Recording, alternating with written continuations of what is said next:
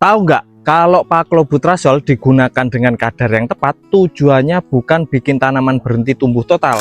Justru kita bisa lebih memfokuskan nutrisi tanaman untuk pembentukan calon bunga. Jadi nutrisi yang awalnya untuk pembentukan tunas baru dan daun akan lebih difokuskan untuk pembungaan. Ini yang sering salah dipahami. Paclobutrazol bukan berarti tanaman dibuat nggak tumbuh sama sekali. Cara kerjanya membantu menekan biosintesis giberlin sehingga pemanjangan tunas dan pertumbuhan vegetatif yang terlalu dominan bisa dikendalikan.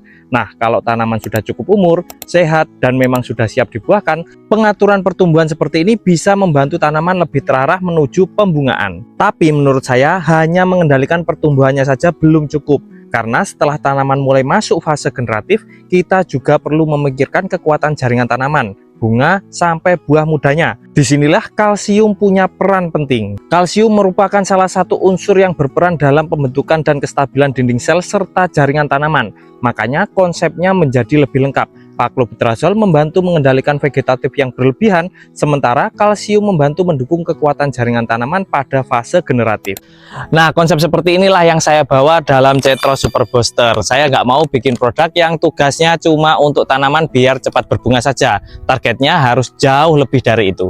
Cetro Super Booster membantu mengarahkan tanaman dari pertumbuhan vegetatif menuju ke pembungaan, sekaligus dilengkapi nutrisi pendukung untuk membantu menguatkan bunga dan buah muda.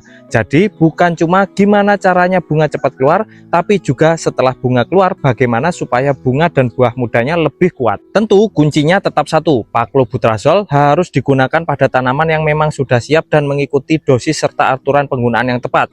Karena semakin banyak bukan berarti semakin bagus. Yang kita cari justru kadar yang tepat untuk mengendalikan pertumbuhan, bukan menghentikan tanaman secara berlebihan. Jadi kalau tanaman kalian sudah besar, sehat, tajuknya sudah matang, tapi masih terus fokus mengeluarkan daun dan tunas, mungkin yang perlu diubah bukan seberapa banyak pupuk yang diberikan, tapi arah pertumbuhannya. Kalau kalian sedang mencari program yang bukan cuma membantu memancing bunga, tetapi juga memikirkan kekuatan bunga dan buah mudanya setelah keluar, konsep Super Booster ini bisa kalian pelajari.